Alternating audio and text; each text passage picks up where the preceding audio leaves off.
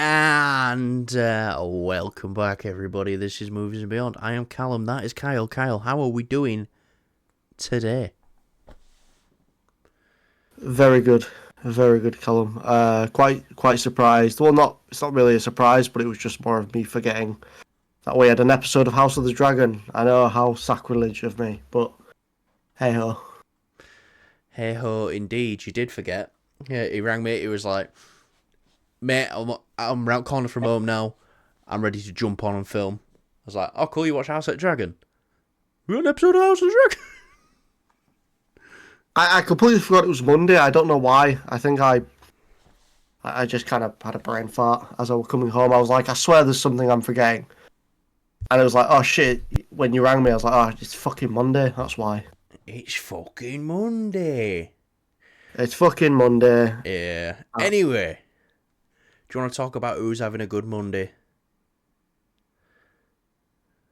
A Quiet Place Day 1 has set a franchise record with a $53 million opening weekend in the US and a $98 million worldwide. You know, we compare this to Quiet Place Part 1, Quiet Place Part 2. Quiet Place Part 1 had a $50 million opening weekend. Quiet Place Part 2, through COVID, had a $48 million opening weekend. So, you've got to put that COVID next to it, because I'm pretty sure that's one of the first films we went back and saw after the pandemic, was that. But, A Quiet Place Part 1, 53 million opening weekend. Day 1. A Quiet Place Day 1. Yeah, fuckhead. $53 million dues on its opening weekend. Do you think it deserves it? Do you think it don't deserve it? You happy for it? I'm so happy for it. I know we went to go see this on the weekend. It was Saturday morning. We actually filmed a review. I could still probably upload it, but I just feel like it'd be a bit too late now. No, we can still upload it. Okay, well, I will have to crack on with editing that tonight because we filmed it on the green screen. Anyways, it was a phenomenal film. I loved it. Callum really liked it, and this deserved it. I mean, going into it, I was a bit like, yeah, people are familiar with the Quiet Place franchise. They know it's known to be good. And for me, I was just a bit like, I don't know, it's a different director. You know, it's kind of, you know, you're messing with John Krasinski's baby here. You could really mess it up. You could have some sort of like, you know, kind of like the John Wick films are all sort of pretty much perfect. And then you have the Continental, which is something done by someone else. I know that's a show, but still, that's my main worry. And it just, no, it's up there as one of the movies of the year for me. Absolutely. Yeah, no, definitely. It's going to be placed really high on my movies of the year. I was excited for, you know, Kingdom of the Planet of the Apes. That was probably my most anticipated movie, besides say Dune Part 2 and Deadpool and Wolverine. This blew it out of the park for me. I think it's better than that. I still love Kingdom, but yeah, this is, I'm happy for this. It's a good film. I am just shocked by these box office results because we went early Saturday morning and we basically had a private theatre. It was literally just us two in there. Yeah. Like, just us two in the IMAX. Yeah, but no one in the right mind is going to get up Saturday morning at 10 o'clock and go, look, I'm going to see this film at 10 o'clock in the morning. It's definitely one of those films. It's like you go on a date with, or you go with your mates that are into all these sort of horror-esque films, or you just go for a fun time, which is what the trailers kind of gave off. You know, it seems like a crazy citywide action film, but you know, it's got its action. Don't get me wrong, but it's a beautiful movie with the emotion and the story and the plot. Yeah, it's so well done. I fucking love this film. If you haven't seen A Quiet Place Day 1, go watch it.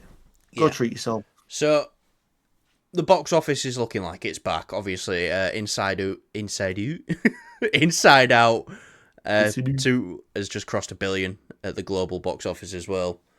So, we are... Inside 2 is in the Disney film. Inside Out, yeah. No, is it? Yeah, Inside Out. That's it, isn't it? I think it's Inside Out 2. Inside Out 2. That's just crossed $1 billion. I watched. I didn't consciously watch it. It was on the Disney Plus as I was going to sleep, but I just couldn't help myself watching it. It's a kids' film, but it's just entertaining. It's something so, yeah. Something Well, that's good. so magical.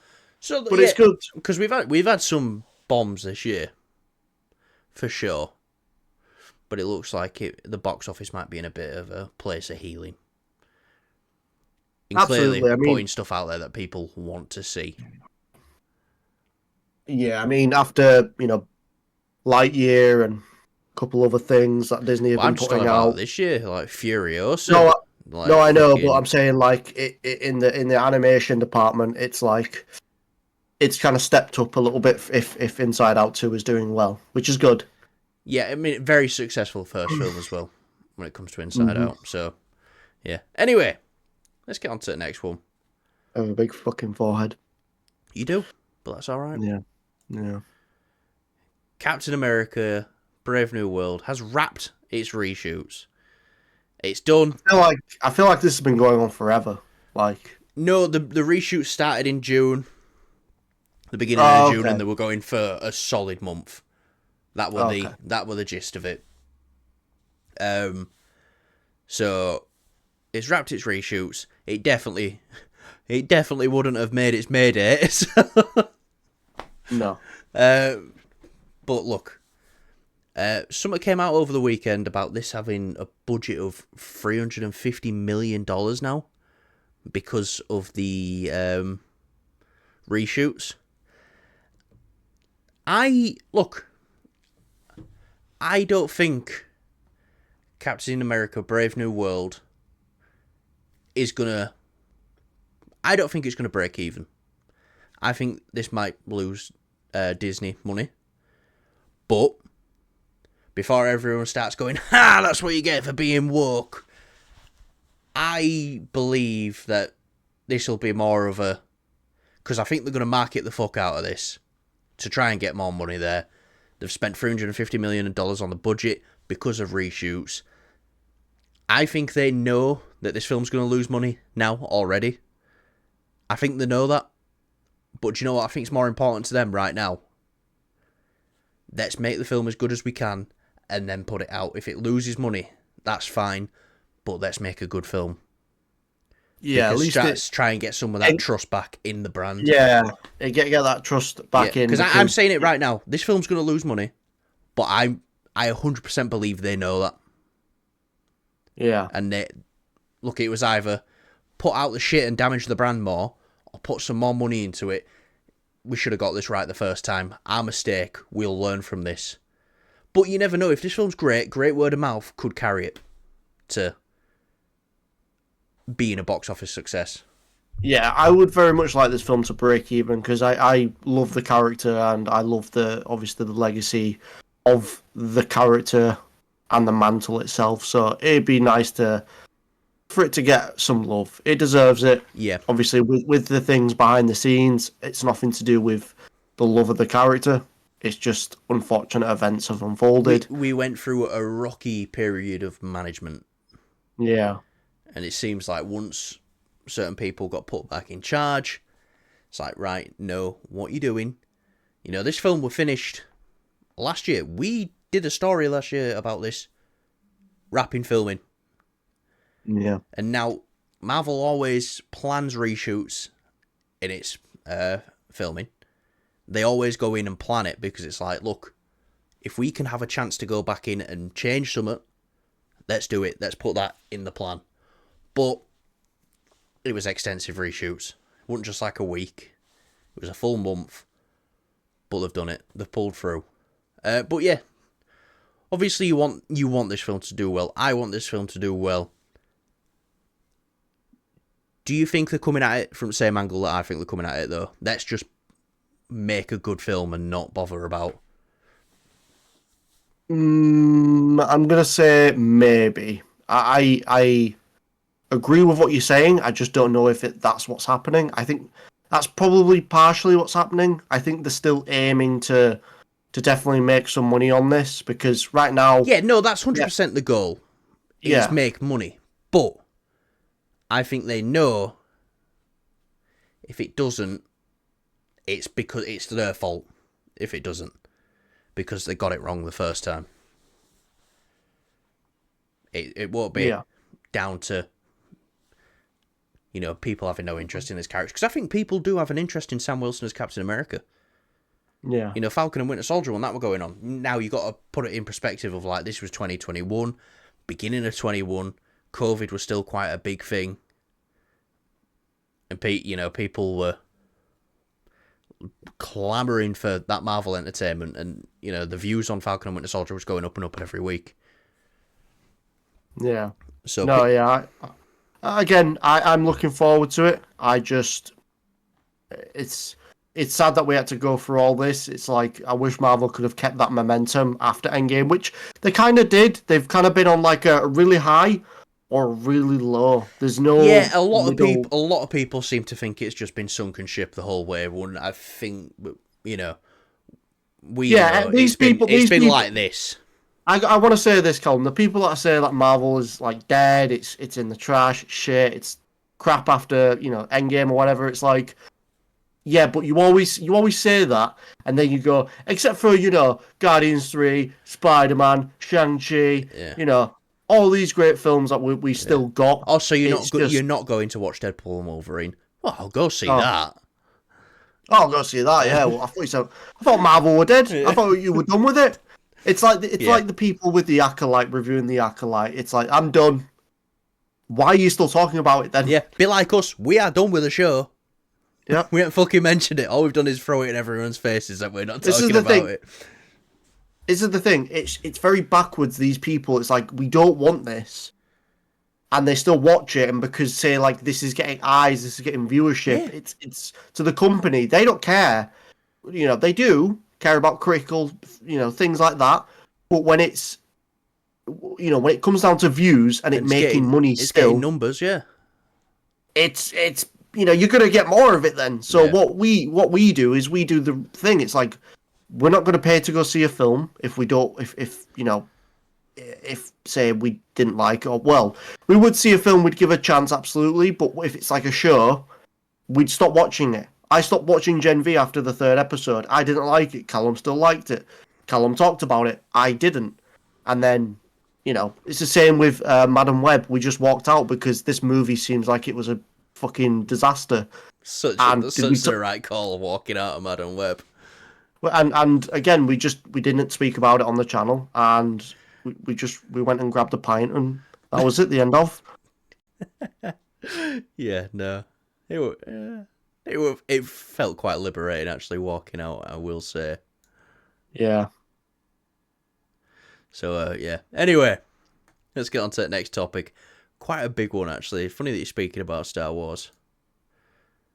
Dune Messiah could possibly be going up against a Star Wars film in December of 2026.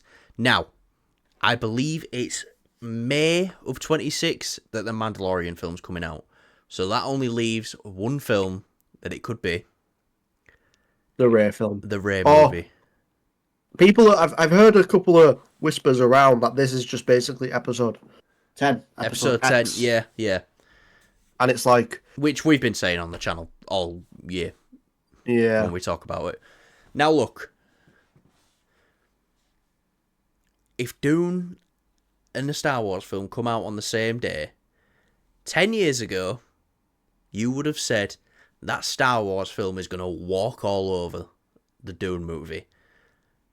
Not being funny, until a couple days ago, Dune Part 2 was the highest grossing film of the year. Dune Messiah is going to absolutely dog walk the Rey film. And this is coming from someone who, if you look back on our channel, has said every time, look, I don't necessarily want the Rey movie, but if they're going to do it, I at least want them to do it right and redeem the character. I wouldn't want a film to be bad. If they're going to do it, please do it good. That's all I ask. Mm-hmm. But mate, this Star Wars is moving. This date isn't staying. Star Wars is moving. Denis Villeneuve will not move this film's date. Warner Brothers, I do not think, will move this film's date. And this is the biggest power swing now, of the biggest swinging balls when they know our movie's going to do better than yours. even if Yeah. it's R-rated. I mean, with Dune, obviously Dune Part 1, it did well at the box office. Not tremendously bad. But then It again, we've did got to okay. add that COVID asterisk to Yeah. it. And then obviously Part 2 did financially, it was very successful. Yeah, it didn't crack 1 billion, but it was still really good. And critically, everyone was talking about it. This was like, even people I spoke to who aren't really into this sort of thing were like, "Oh my god, like Dune Part 2, fucking amazing. Dune Part 1, fucking amazing." And obviously with Messiah, the cap on this sort of trilogy, if you will. It I will be get that the it's last Denis Villeneuve one. Obviously, with the story it's came out, this is going in production next August. So we're a yeah, year away from the Dune Messiah production. yeah. Fuck, I want to watch Dune now. Anyways, I have full confidence that this will potentially crack 1 billion, even if it goes Messiah? against. I think so. Even Yeah, if it just with goes the against hype. Star Wars? I I think so. Yeah, just because again, no one wants this Rey film, and I'm with you. I'm with you. I say if they've got a good idea, if they've got something that will sort of ease us in and give us a great story and a nice little bit of a redemption for Rey, I'm up for it. But I gotta say, man, in the way that they left it with Rey in The Rise of Skywalker, I'm struggling to find any sort of see a bit of light at the end of Yeah. this tunnel. So yeah, I don't think. I mean, obviously, a Star Wars film will make money. It's fucking Disney, but it's gonna probably be like the lowest grossing mainline Star Wars Lower movie. than Solo? I don't think lower than Solo. Solo, no, definitely not Solo Round about the level. same But ballpark as Solo, or? no, I think it will. I think it will be like the lowest, as I said, lowest grossing mainline. So like episodes. Alright. Okay. Alright. I think it will Yeah, be I the see that. the one that makes the less amount of money out of all of the 9 films. Yeah. Now look, I don't. Like I just said, Star Wars isn't staying on this date. They would be dumb to stay on this date. This isn't going to be no Kumbaya, Barbenheimer, let's hold hands and walk into box office success together. Because Oppenheimer and Barbie would. You just say success. Success, Kyle. No, you said success. What's a sex? Anyway, they're going to walk in together holding hands going, woo, I'm Oppenheimer, I'm Barbie. We're so completely different films. We're both going to do well and make money. Star Wars is very much inspired by Dune. This two sci-fi films at the same time, for us, the fans, that's great, especially if both the films are great. That'd be an amazing weekend at the cinema. An amazing night. Because I know we'll be seeing both of these opening day. Quick question to you. What are you seeing first, though, if they come out on the same day? Rey or Messiah? I'll say I will go see Rey, because if it is a disappointment, at least I'll have Messiah, Dune Messiah, Yeah. obviously. Yeah. But no. Yeah. Yeah. Disney's If movie. if it, here's the thing. I think the best way they could do this double feature of a sci-fi, this sci-fi these two titans, is put the Mandalorian film on that day. Which I don't think they will, with obviously the May date, They've but got a nice summer release date for that. I yeah, don't think they want to move off that, and I think they, right now Mandalorian is their flagship franchise, and they want that to do as well as possible, and no way they're going to let it be cannibalized by Dune. I don't think it will be cannibalized though. The Rey film's going to be fucking cannibalized. I think they should swap the dates of Mando and this film, and I think it will benefit them much more. Even if the Mando film comes, I know I said to you when we spoke about this the other day, I think the Mando film would beat Dune. Looking at it now, I actually truly believe Dune would beat the Mando film. Yeah, so that's what I mean. Is if it had the Barbieheimer effect, then I think it'll definitely help the Mandalorian film massively. It's just again, there's another factor in this, and that if this Rey movie comes out and it's fucking terrible, it's going to diminish the excitement for the Mando and Grogu film. Well, that's the Mando. Well, yeah. So that I think that's why they want to do Mando Grogu first as well. Is get a film in cinema with characters. Or just cancel the Rey film. I'm fine with that too. Release Mando in May and then re-release it again in December. Deleted scenes in December with the victory lap. Yeah. Yeah, it's not a bad idea, Kyle. Not a bad idea. Yeah. But yeah. Look, there's only one film on this weekend that is gonna win, and it's Dune. See, there's another thing I want to add to this as well. I know you asked the question, what would I rather see first? And it's like, if these films come out at the same time, obviously Dune is probably going to take the IMAX. Well, yeah, I think it might take the IMAX midnight because obviously with Star Wars, well, think about it. The Marvels and Dune. Dune was supposed to come out a week before the Marvels. The Marvels wasn't going to have any IMAX screenings. And that's the same studio behind it, the same power, Disney, and, they went with Dune to have 3-week IMAX exclusivity. So nothing else could be shown in IMAX for 3 weeks. So the Rey film would not be. No. I mean, even with it being a Star Wars film, it's like, I just don't think Disney have the confidence to put this in exclusive IMAX or have the midnight showing thing because, at the end of the day, people are shouting and calling out for the Messiah film. People want to see this movie. No one really wants to see the Rey film. And it's the sad reality of it. Even if it turns out to be a great film, no one wants to see this. And even if it's got an uphill battle because even if it turns out to be a great film, there will be people out there who will admit that there'll be people out there who will say that it's not.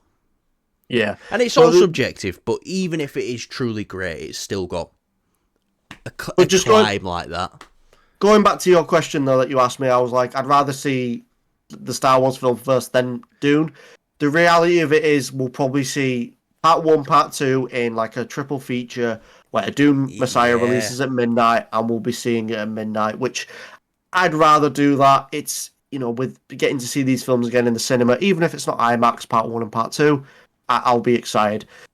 With the Star Wars films, I'm telling you now, I ain't watching any of the sequels before this comes out. I do not care.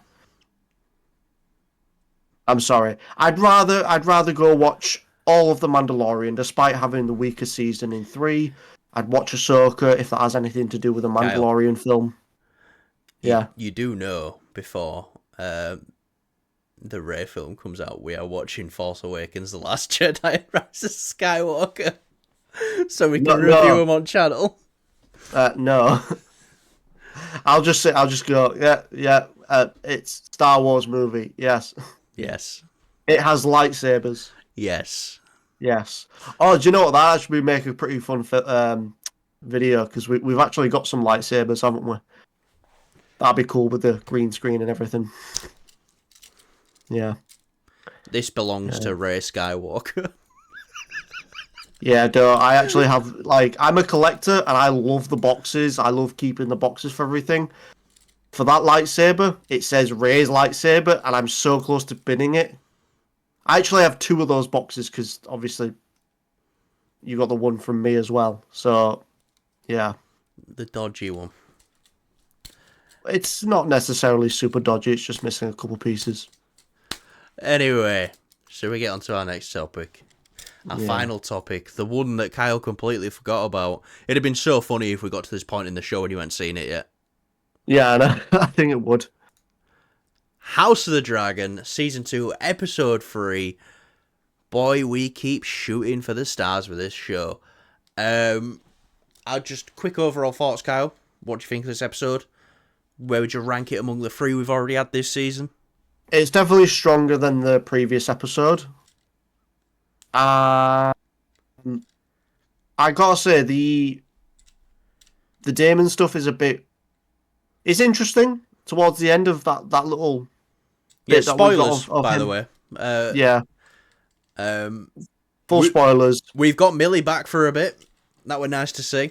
It was, yeah. That was a nice little sort of cameo, if you Yeah. will, of the same, actress who played. So yeah, I mean that was nice at the end of it. It's just the sort of weird build up just felt a bit odd. I don't know. It just kind of feel like Felt very on edge with the Damon stuff, and it looks like we're going to be continuing into that next episode as well. yeah. I think that this is definitely like some groundwork for whatever they want to do with him in the next episode. Absolutely, but for me, absolutely was the. I wish it had a bit more of a build up because when it sort of the conversation between Alison and Rhaenyra, that conversation was just so like I was like on edge. And she the realised whole she thing. was wrong, Yeah, but she knows she can't take it back now. yeah, like too much blood has been spilled. Yeah. It's you got to go all the way, baby. But Balls deep! the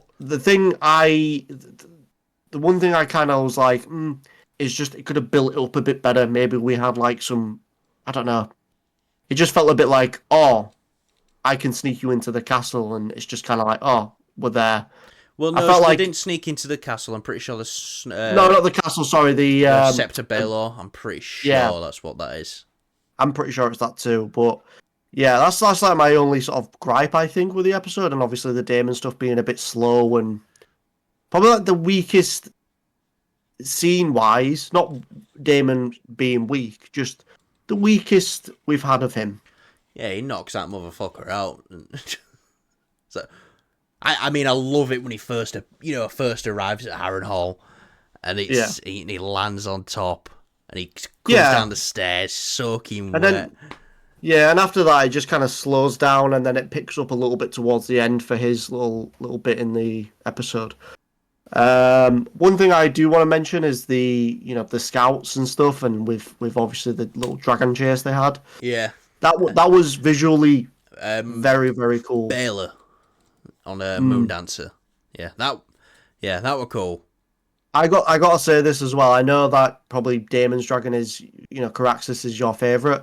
I think Moondancer is going to be mine. Just seemed. You really like Moondancer? Yeah, a bit small. Yeah, but I mean, shit, it might grow. But even then, I think it's like Caraxes, he looks so cool. The bloodworm. Especially like with how sort of different he is from the other dragons.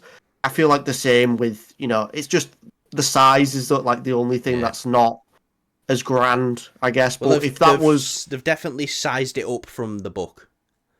Okay. If we end up seeing it at full, not full, but if we see it a bit bigger later on in the show, maybe, it will definitely be.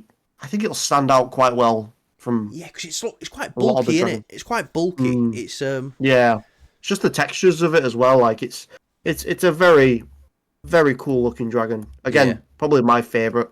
Just visually looking at it. Now, an interesting scene is when Rhaenyra asks Rhaena, I believe, is the sister to Baelor, Daemon's other daughter, to take the youngest kids. I think she's taking some to the Eyrie with where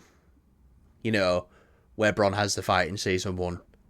Question: I might be real because I'm Let me currently finish my point, and right. I think we're getting onto what you're saying. And then she says, or even go to Pentos.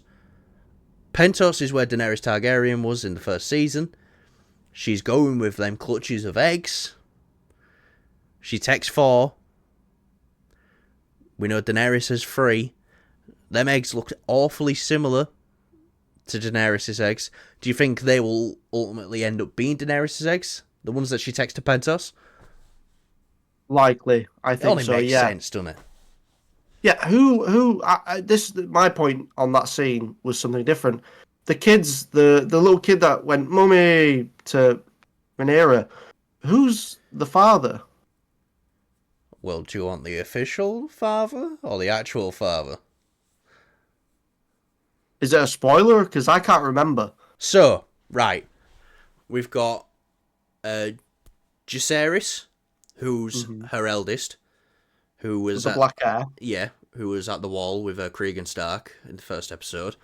Yeah. We got Lucerys, who got eaten by Vhagar. Yeah, at the end of season 1. Yep. Yep, yep.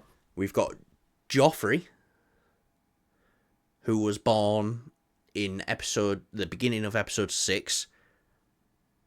So these are Harwin Strong's bastards, who they thought were Laenor's children, who are very clearly not Laenor's children.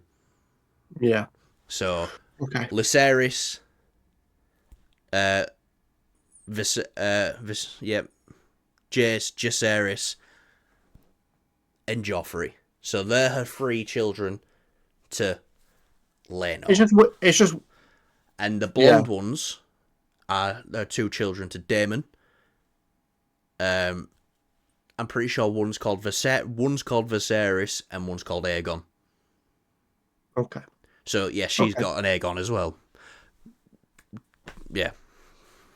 Yeah, fucking name. So do we know where we are now? Yeah, I need like a graph, like a timeline. And Throners, let me know if I'm wrong. I think I'm right though. Mm-hmm. So yeah. But yeah, Baylor vs. Cole, that were pretty cool. The chase. He's trying to get that army. It's like, no, I'm gonna fucking go there. Colby in the hand.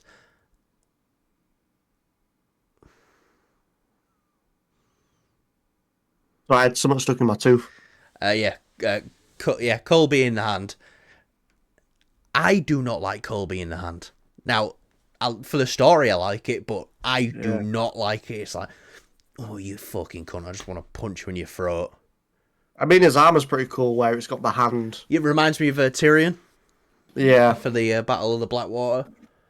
What else? So Aegon is wearing Aegon the Conqueror's armor. Is that... Yeah. Which you can tell because it's just way too fucking big for him. Yeah. Obviously, they had the Squire at the side holding the sword as well. Blackfire, which is Aegon's sword. Aegon the Conqueror's sword.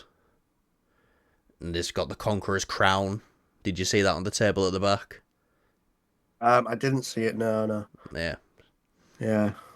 So interesting. He's just trying to live up to his namesake, which he never will, because not everyone's Aegon the Conqueror. Yeah, especially like his Kingsguard are like kind of like his friends, and he's even like, well, his own Kingsguard's got no respect for him. Yeah. Whereas Cole, which one thing I will say with Cole is he will walk him through, and he just give a look that demanded respect, and then they stood up. But they just laugh in the king's face. So, yeah. What else? Oh, Kristen Cole got a haircut. He did, yeah. We get to see Alicent's brother introduced. He seems like a bit of a twat. Yeah. Yeah, for some reason, I find myself rooting for Cole. It's like, God, I want Cole to take his head off. That's the thing. I feel like with this show, it's... Yeah, you're rooting for really Rhaenyra, but... You know, there's bits with Alicent that you're kind of rooting for. Well, it's everyone's bad when it comes down to it. Yeah, like, either side is both as bad as each other when you really boil it down. And it's just... Pick a side, or just kind of embrace both. Watching it, I think it's Rhys Ifans who came out recently and said about people saying if they're team green or team black, and he said something like, they're both terrible. I think you should just look forward to watching how they all die. So, yeah. Nice. Yeah, but yeah, it looks like next week war is coming.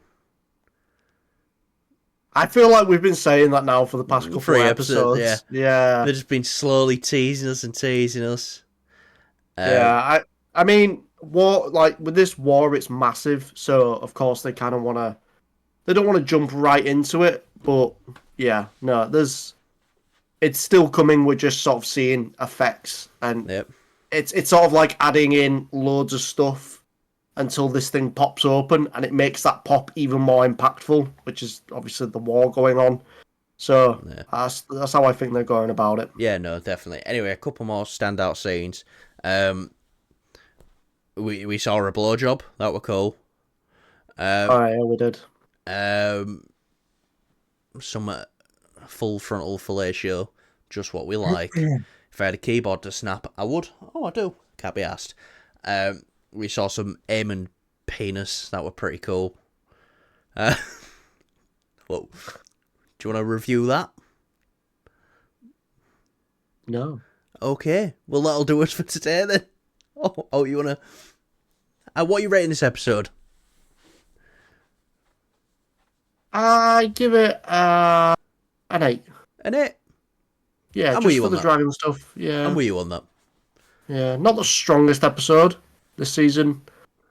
I feel like that's still to come, but still another nice installment. Again, it's a bit slow, but it's not as slow as last week's. I feel like last week's it suffered a lot with the sort of how much it slowed itself down after the great kickoff, which was the first episode. Yeah. No. Anyway, I'm in love with this show. I with TV lately, I find myself I've not been rewatching the episodes, week to week. This and The Boys, I've been making sure I watch the episodes again over the weekend. So, yeah. Right, guys. Thanks for watching. Thanks for 200 subscribers. That means a lot to us. We can't believe we just said that at the beginning. Just completely forgot. So yeah, 200 subscribers. Yeah, cool. Yeah, whatever. Yeah, we're nearly Whatever. halfway to 1 million, so Yeah, it's a no biggie. Yeah, no biggie. Whatever. Right, guys. Thanks for watching, and we will see you in the next episode. Goodbye.